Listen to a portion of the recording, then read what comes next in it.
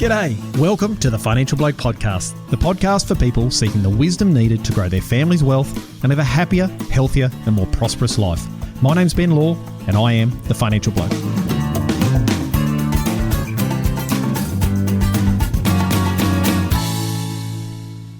You would have to have been living under a rock if you haven't noticed how our resources sector has been portrayed as an environmental villain.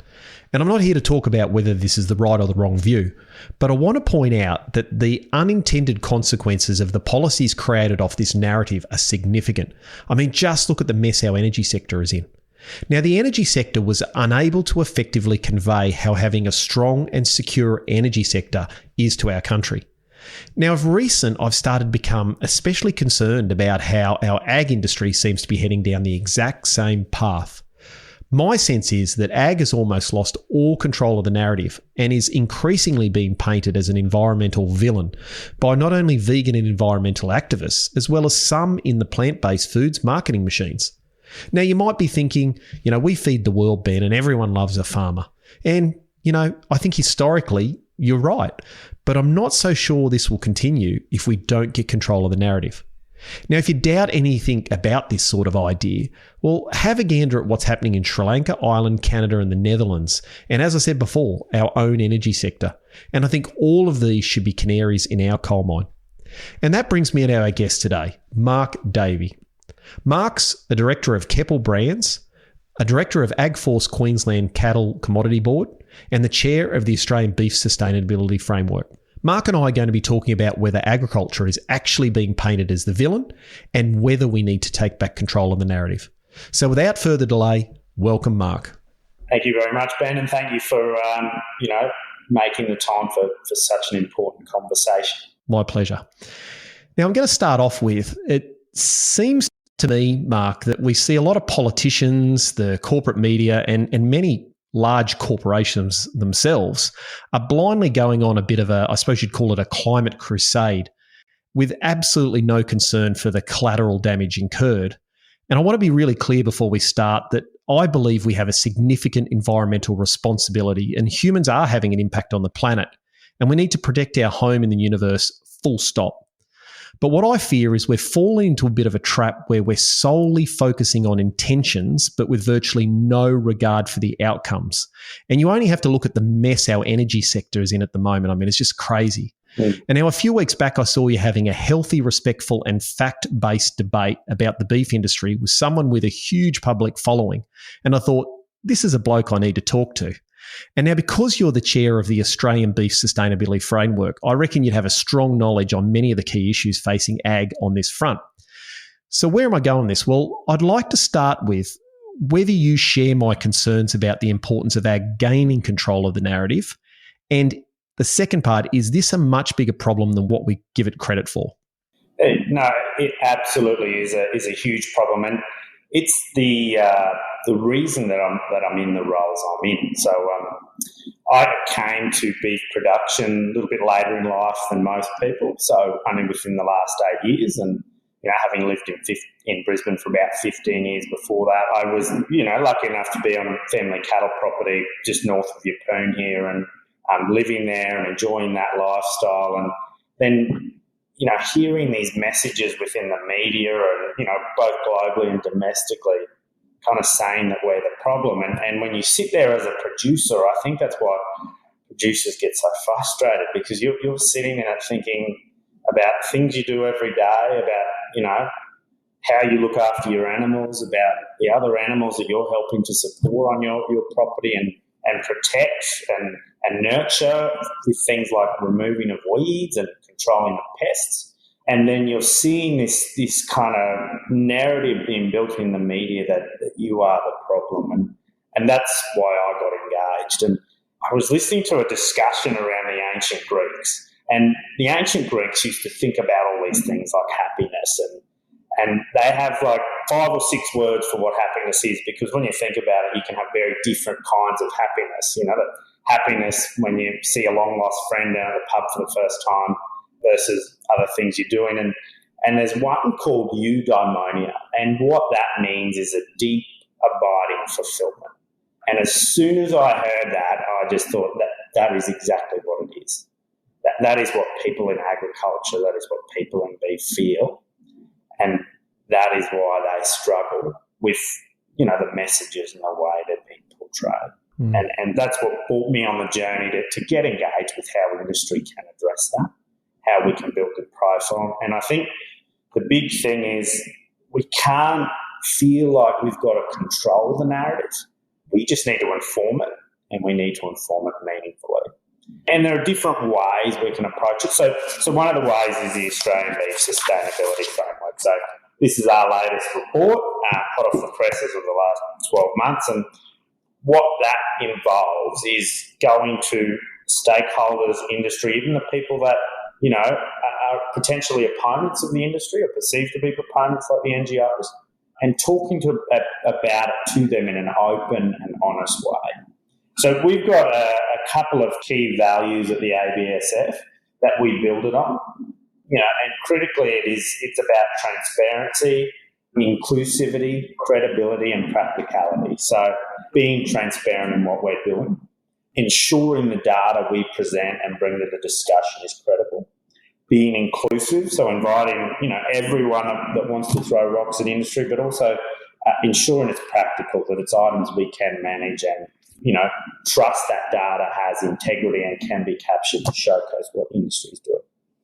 And when you approach something in that way, you can actually then call out the people who have been engaged when they're not acting in that way and when they're not, approaching this discussion with, credible data or a credible approach. And that's one critical way to approach it. The other way is we can emulate the NGOs. You can look at the things that the WWF does or the Wilderness Society, and you can say these guys are pretty successful at what they're doing.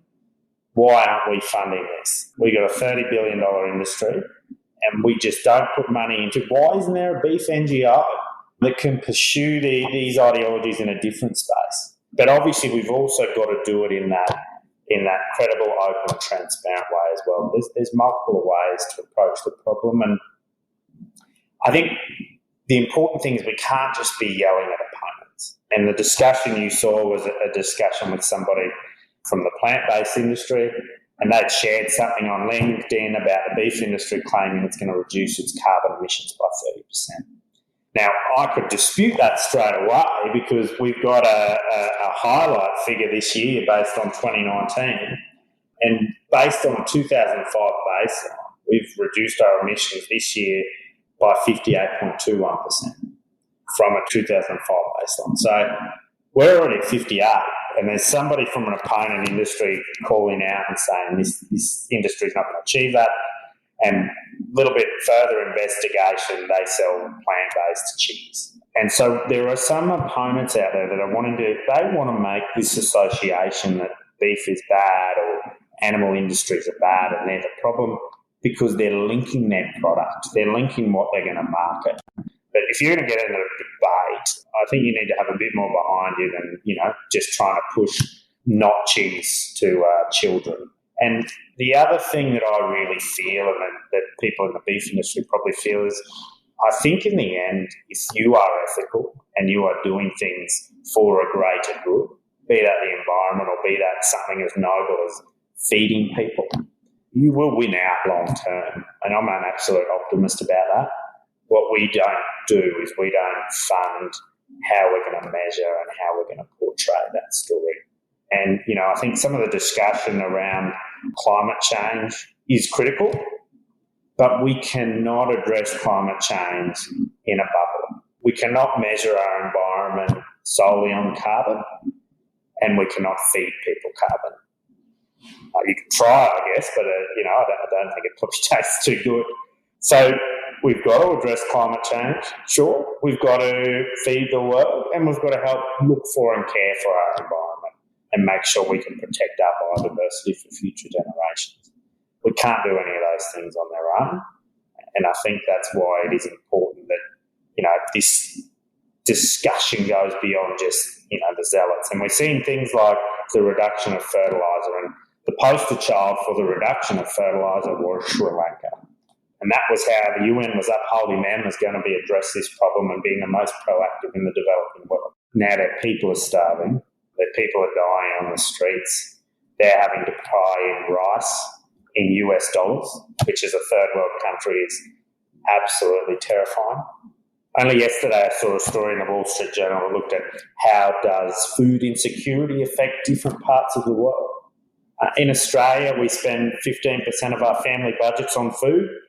Can vary between, obviously, income classes. So if food doubles, as it has recently, then that's going to be a stress. In some parts of the world, in the third world, they spend 40, 50, 60% of their budgets on food. So if food doubles, they are food insecure.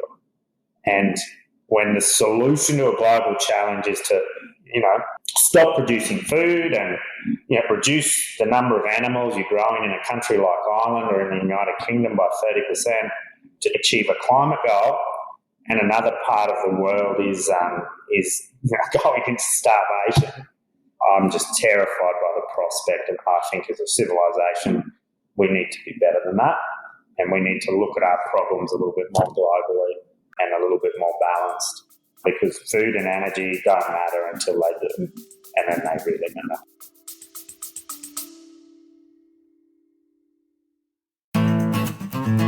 Today's episode is brought to you by AgriCoach. You've worked bloody hard over the years and you've built a solid operation. But as your children grow up and start their own journeys, you're beginning to think about the next 5, 10, and even 15 years and how to keep driving the business forward and ensure a smooth and successful succession plan. Preparing the business, preparing the next generation, and preparing for your eventual retirement all requires a solid plan and a proven process. Unsure about the right steps to take? Head on over to agricoach.com.au/webinar to learn more about our Succession Proof Your Family webinar. AgriCoach, aligning families, growing wealth, and protecting legacies. And now, let's get back to the episode.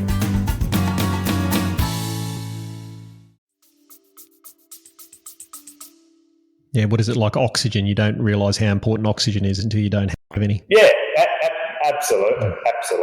It's not lost on me that, we've got this huge push for renewables and we've got this huge drive to, the greatest companies in the world are companies that are making electric cars. Now, the footprint long term is obviously going to weigh in the favour of them, but there's going to be a lot to starting that industry up. And then you look at somewhere like the broadacre beef industry in Australia, and we are absolutely a renewable energy industry. We are using the sun's rays, so, fusion energy. We're using that to power photosynthesis to create, low-quality cellulose. And then we've got these fermenters that walk around the landscape, eating it, producing high-quality protein, producing fertiliser, and producing methane, which is a short life cycle greenhouse gas. 12 years that gets broken into water and carbon dioxide, and within that system the cycle repeats. And so we are effectively built off renewable energy, off linking this biogenetic carbon cycle with photosynthesis, with this incredible fermenting machine. I just absolutely believe the industry has the solution to a lot of these problems, and the solution to things like carbon emissions is probably leaning on these biological systems that are built in place to solve that. It's interesting, isn't it? Because I think the problem is for most people is they hear this, or I assume they hear this, Mark, and they go, okay, well, this is all about us just being viewed well. So the agriculture industry being viewed well by the general public and appreciated. But I think the sinister side of it is that if the narrative or the way the farming industry or the agricultural industry is portrayed then leaks into politics and then leaks into the public sphere, and then people start believing that agriculture is the problem, and they start putting legislative policies in place which have significant unintended consequences. And that's the whole issue with Sri Lanka, is they made a decision to reduce fertilizer use, and I know that it's complicated, but that was the decision they made politically, which had catastrophic consequences for the country. I mean, that country now has collapsed completely. And there's talk of, millions of people starving to death. That's just one unintended consequence. So if we start seeing those things filter down, so, we're not allowed to use fertilizer, or we have to use less fertilizer, we've got to have less cattle because we need to produce less methane, those unintended consequences are significant. And the energy sector or the mess that the energy sector is in, absolutely, the canary in the coal mine for me. It just shows. And I think it's not just about whether you're portrayed well, it's about what are the policies going to be put in place and how is that going to not only impact your farm, but your livelihood and your ability for your family to keep producing. And we've absolutely got to engage, and I guess in trying to build this evidence base around, we've got to get good at influencing the policy. We've got a situation where we're trying to address a problem around climate change and carbon by managing natural systems and food production systems and measuring them with accounting principles that are entirely man-made. So how do you account for certain fossil fuels? How do you account for methane? How do you capture what operates within a cycle? How do you break it out from that? The struggle is the energy industry, and certainly the Grattan Institute speaks a lot on behalf of the energy industry. They're very well funded and they will pursue accounting systems that will favour them. And where we see beef and being portrayed, and it even came in that discussion I had on LinkedIn, the opponents will always want to break up that component of the system. You just wear the methane emissions, you don't get the carbon sequestration in the environment you manage. We need to move this entire debate to being apolitical. We need to look at and present how we're the solution. And the exciting thing I've seen with industry is we made this carbon neutral goal in 2017, which was so early, so ahead of its time. And people in other parts of the world, I had a guy that heads up part of the Rabobank within Australia just say to me in Europe, they can't believe industry went down such a challenge. And for me, I feel like it's almost like deciding to put man on the moon. Okay, we're going to decide to fix this problem.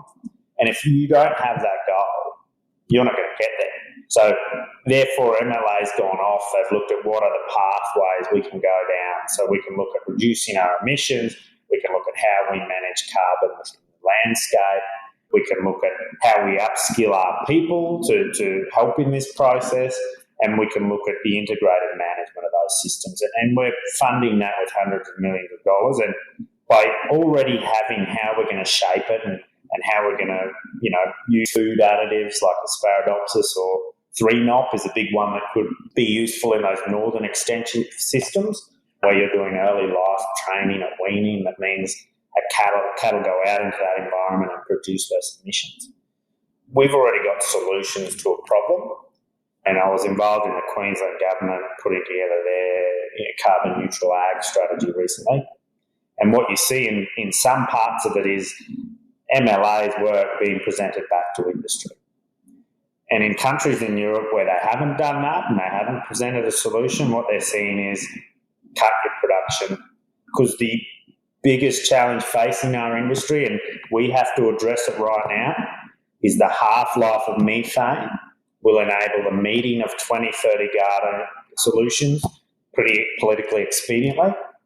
And we need to ensure that people understand, that is just the easy option and that's the way that you end up with a food problem. Or you can look at how you're going to work within, this complex food production system to achieve the same goal, but potentially have more productivity. I mean, some of those reductions will be in herd productivity. If you can get cows to be more fertile, if you can get weaning rates up, if you can get growth rates up, if you can bring cattle ages down, you're going to get a reduction in methane emissions. And a lot of people in industry want us to start to measure our carbon footprint based on, some of the other methodologies which account for the fact that if you have the same herd in the environment across that 12-year methane cycle, your emissions haven't changed. Then your herd could get more efficient and your emissions come down.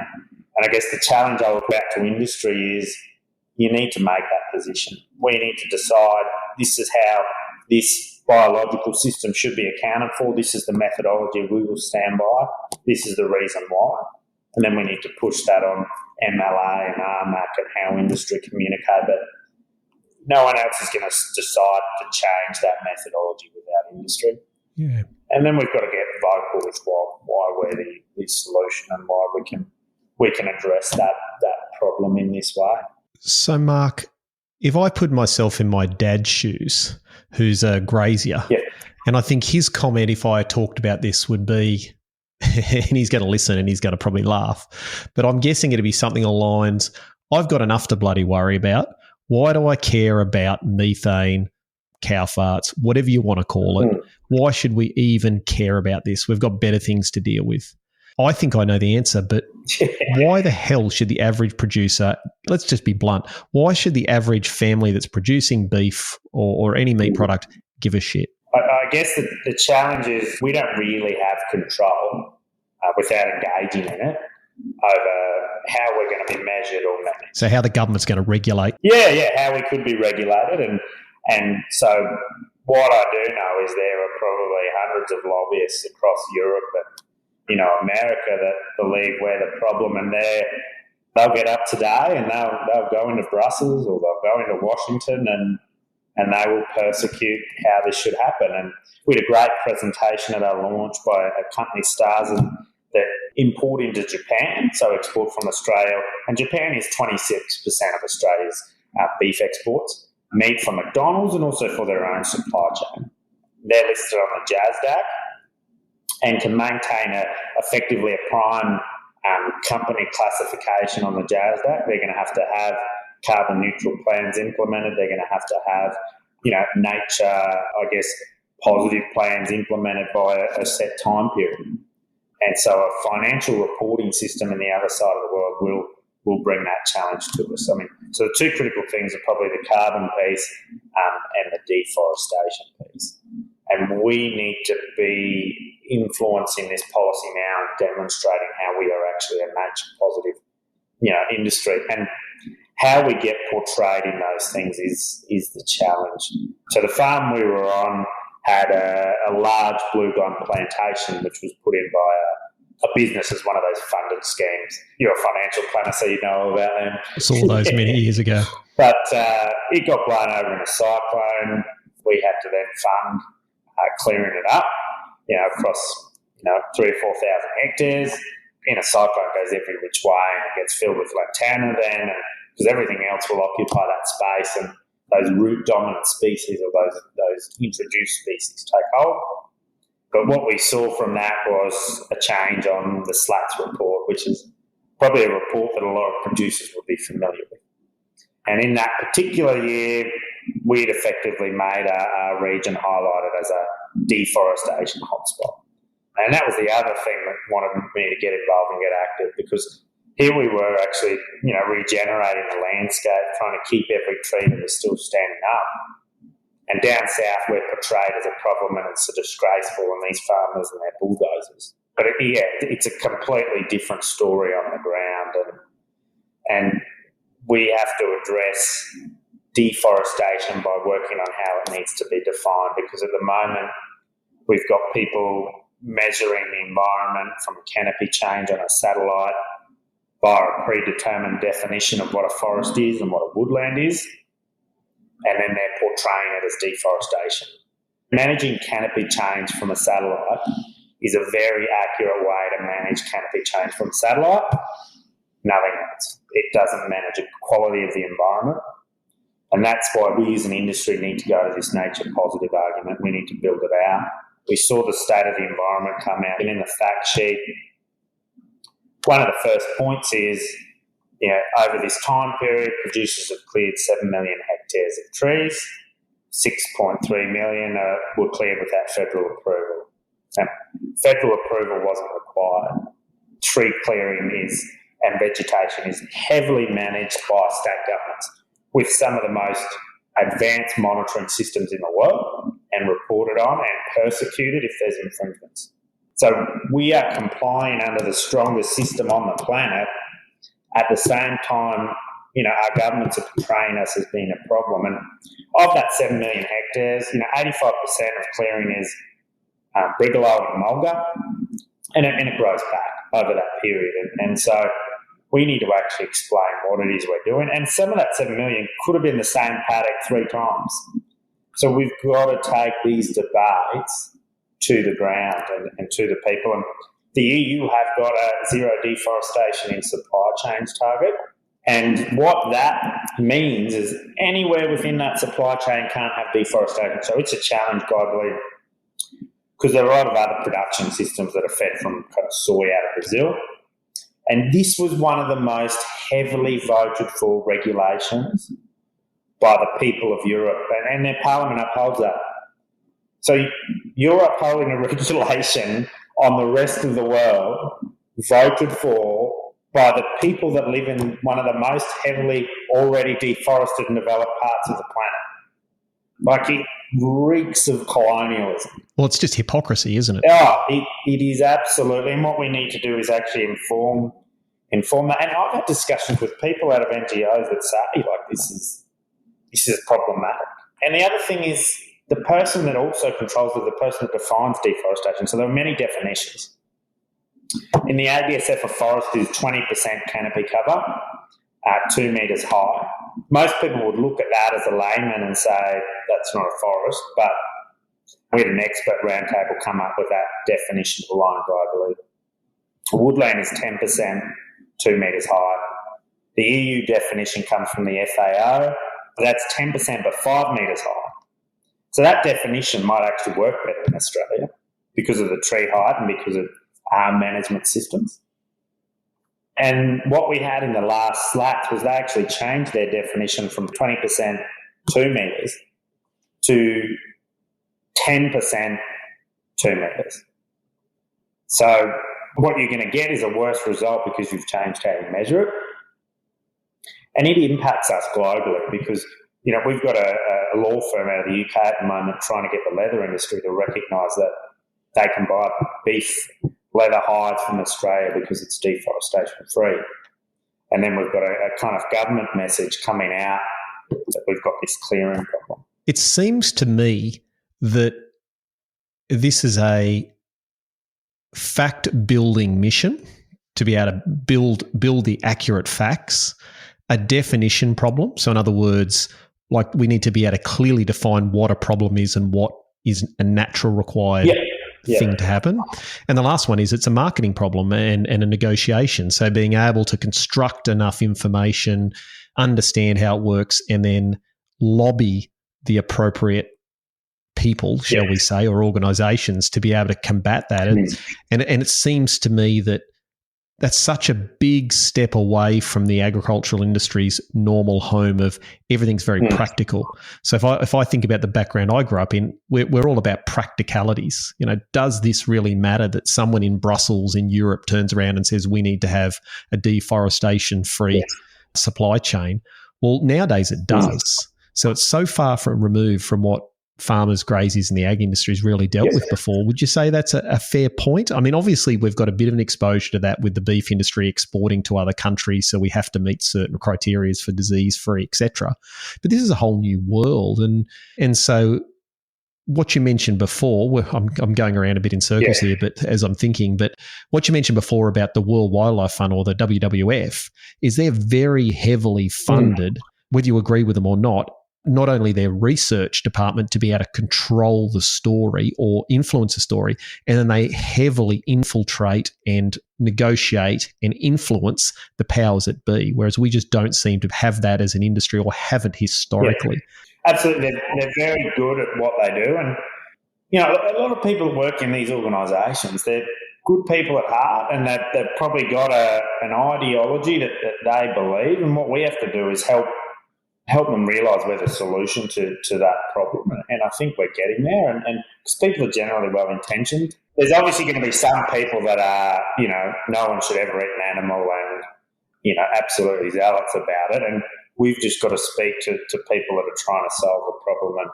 and present a solution.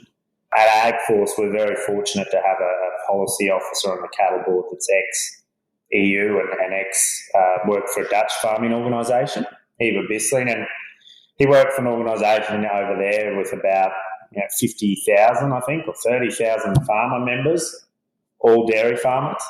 They have 20 policy peoples, and this is for a small country, and, they're working every day. Well, in Australia, the CCA is not really funded like it should be, and there's probably 3 or 4 policy people and they're stretched. Yeah, so the challenge is we don't fund the advocacy we actually need, and MLA can't do it because of their role. We actually need a private advocacy body that is well funded. Why can't the MLA do it? Because there's some matching government funding involved in their projects. So they're a service provider. We need advocacy, and potentially we could have an opt-out component of the levy, but when you think that we spend, $5 on a $2,500-$3,000 beast goes towards marketing it and these challenges, and our processing sector is exceptionally good at marketing their product, doing it globally, getting into the markets. But what this is about is those conversations that lift all boats, that private enterprises won't necessarily want to take their brand into, that we need to be having and we need to be executing them, and we need to find a funding structure to allow that to happen. How much money do you think we need? I think if we started at, $30-40 million a year, we might be able to do half the job. When you take that out as what's currently comes from levies, it's not a lot. It's another $5 a head. But we've got to look at how we're going to measure the environmental component, and then we've got to look at how we fund lobbying, because it's a critical activity, and it will enable us to continue to operate and not have to think about it, because at the moment industry relies on volunteers like myself putting a lot of their time into fighting for something that, absolutely it's worth fighting for. So that's why I'll do it. But we need to have a conversation about how we're going to fund and bring in the best people, and as an industry progress our case globally and work with like-minded countries like the US, like Canada, to drive this narrative globally. So, Mark, again, just to reconfirm, it's a research thing and a marketing problem, and then a advocacy or a influence thing. Yes. What are some of the real world examples of where we're not losing, but we're having some real world implications at the coalface? I think when you look at the labelling of manufactured plant-based protein, so I saw that you had Susan McDonald on your podcast a few weeks ago, and Susan is just such a wonderful advocate of the industry because, she put up that Senate inquiry, and we've came with a ruling to move beyond voluntary labelling requirements. Because what I see when I go to the supermarket is I see meat products, a lot of which are in a basic plastic wrapping, not selling, that they're full of iron, they're full of zinc, their nutritional profile. And then next to it, we've got these, manufactured plant-based protein products trying to sell themselves as not meat and trying to sell themselves as a solution to kind of all the world's problems. The idea that they can get away with using our words, our imagery, creating a substitution. There was a great scientific paper published in Nature where they compared a plant-based product, I think it was the Beyond Beef burger, to grass-fed beef. And they analysed it as a metabolomic level. So what are all these individual components in it that might have, critical pathways within the human body? And then what's in the other the other product? And what they found was that the substitute plant-based product only had 10% similar ingredients. So how were they legally to sell it on the supermarket shelf as a replacement for our product? And these individuals are clever marketers, so they know it works for them. So that's why they're trying to do it. I mean, you can't sell in the vegetable section, you can't sell legally a cucumber as a zucchini or an onion as something else or a cabbage as a lettuce, even though they're both heavily priced at the moment. Those products are probably on a metabolomic level very similar products.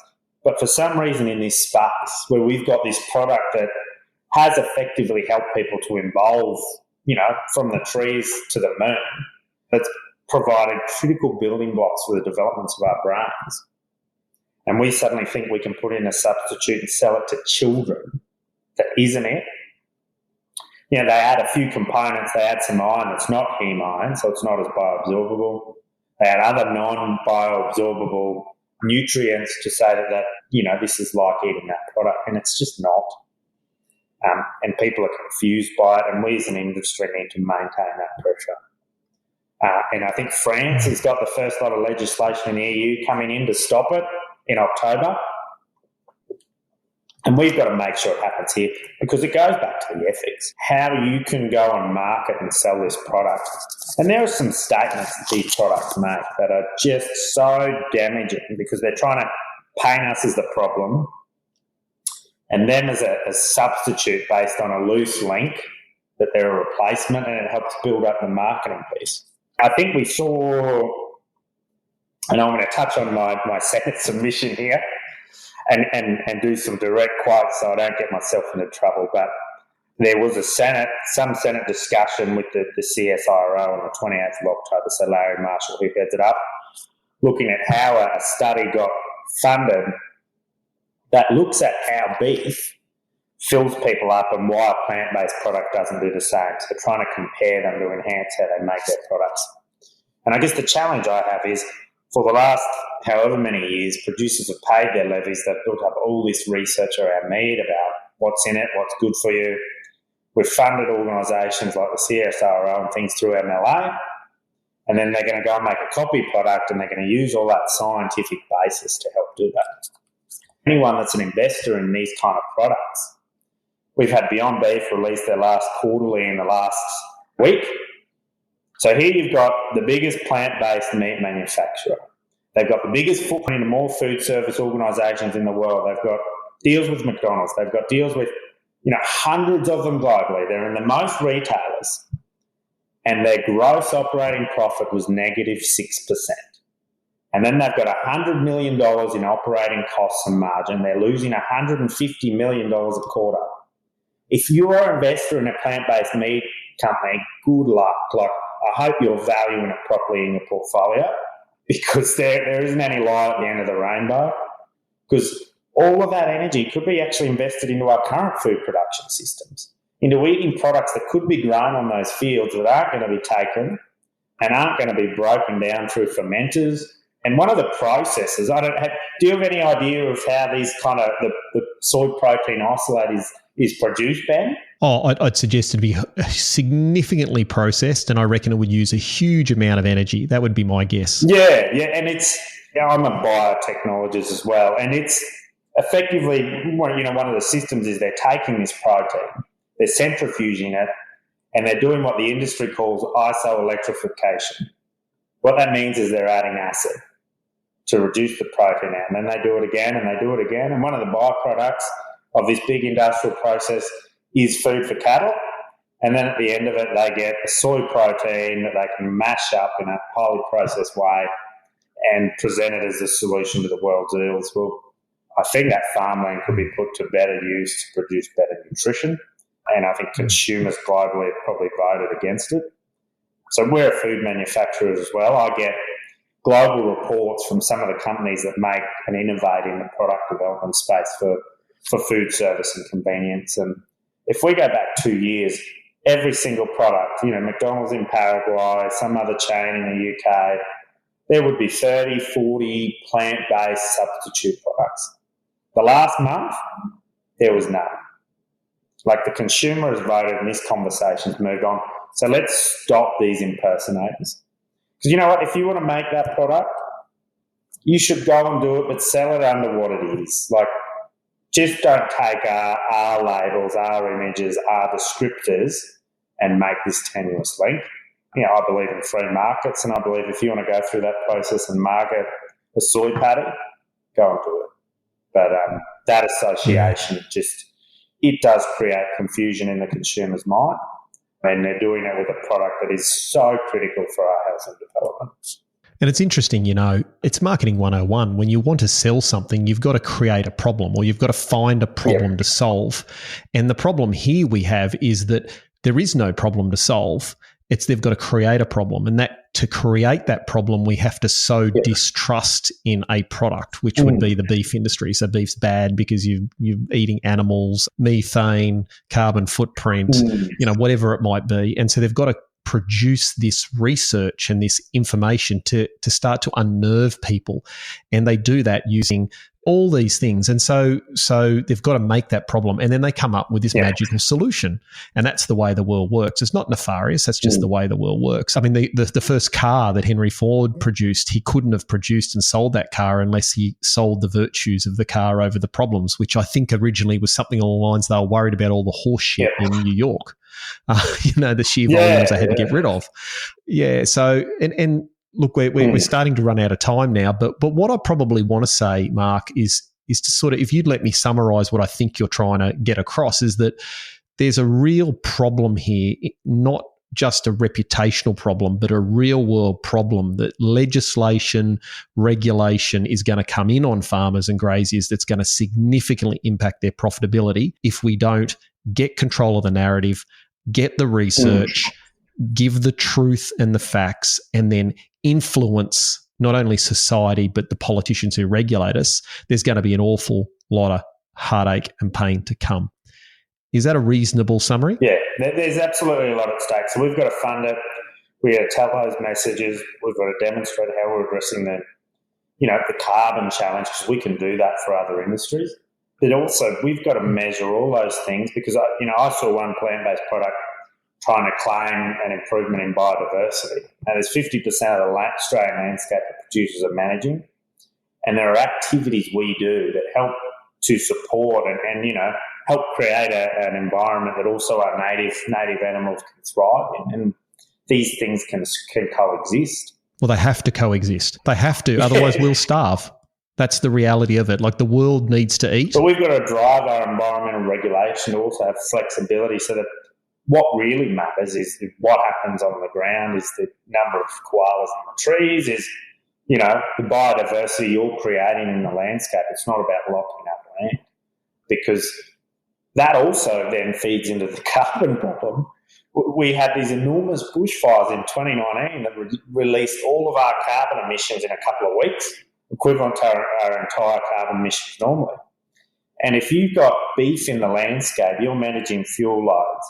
You're ensuring that, wildlife aren't going to be crucified, that we can have things like cool burns, that we can bring in those indigenous techniques, because you can either remove that fuel out of the environment through, cattle eating it, or through burning it.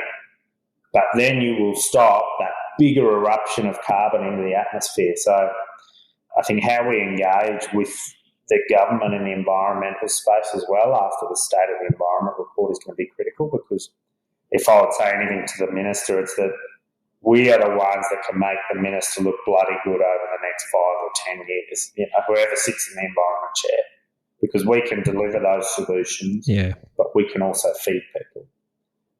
Because producers might have 10 different little environmental projects on their farm at any given time, whether it's fuel load management, whether it's removing some kind of weed species, whether it's removing things like wild dogs and predators. We had a swan population on a property that was pretty much decimated, and we removed 200 wild dogs and they've come back. And we don't wrap that up as a government-funded, environmental program. It's just things producers are doing every day. So I guess engage in the discussion, help industry to fund it, and then let's help measure all the good things we're doing, because, I think morality is probably on our side. And if we can really present the industry's case to the broader society, and a lot of society, trusts people as some of the most trusted members of society is a beef producer. So how we continue to maintain that and do it without shouting, and do it with, look, we're the solution. I think that's going to be critically important for maintaining that right to operate, to continue to feed and also help nurture our environment. Yeah, and I think we should be really investing a significant proportion of our resources and mental capacity to finding ways to make sure that we aren't the villain, we're the hero. Or another way I heard it put recently was, we are the solution, not the problem. And I did a great podcast recently with Dr. Terry McCosker, which was hugely popular, about soil carbon sequestration. And the conversation we had around how much carbon can be sequestered through soil in grazing operations is just significant. And, you know, the research is showing it's a massive opportunity for us to hit our obligations internationally. And I'd like to finish this off in saying thank you. I think some people will listen and they'll say, this is all bullshit. You know, we should just be getting back to producing a good, I don't have enough time to worry about this. And it shouldn't be like that. But I think the reality is someone said to me years ago is, we're not saying how it should be, we're saying how it is. And this is a fact now. This is coming from overseas. This is pressure from places like Brussels, London. You know, there's organisations and governments overseas that are putting policies in place that will directly impact us. So don't fight and argue that it shouldn't be like that. Let's find solutions. And there will absolutely be opportunities for new revenue streams in this space. In our markets, like in the States now, the conversation is moving on from carbon to regenerative. And what is regenerative is a very polarising discussion with producers, but this is what markets are starting to see. And so how do we then create that high level? I mean, what I define regenerative is you're putting back more into the environment than what you're taking out. And how you do that depends on your bioregion and where you live. But there will be opportunities for, you know, increased revenue streams through carbon, through biodiversity. And those new revenue streams will actually increase the perceived value of the product people buy on the shelf and eat. And they will see that as an environmental choice. So there is absolutely opportunity in this for us, and there's solutions for broader society. What we can measure, we can manage. Definitely. And I could talk about this for hours, mate. So I know you probably want to keep going. Me too. I just know that we all have short attention spans these days. I'd love to maybe come back and have the conversation again, because I'm very interested in it. I could clearly see the problems and the solution, and it's not easy. It's complicated. It's not a 2-dimensional problem. It's like a 10-dimensional problem. So I just want to say I really appreciate all the work you're doing, mate. I know being involved in what you are involved in is an unpaid gig. It's essentially a love job, and you do it with passion, you do it with intelligence, and maybe kindness is not the right word, but with respect.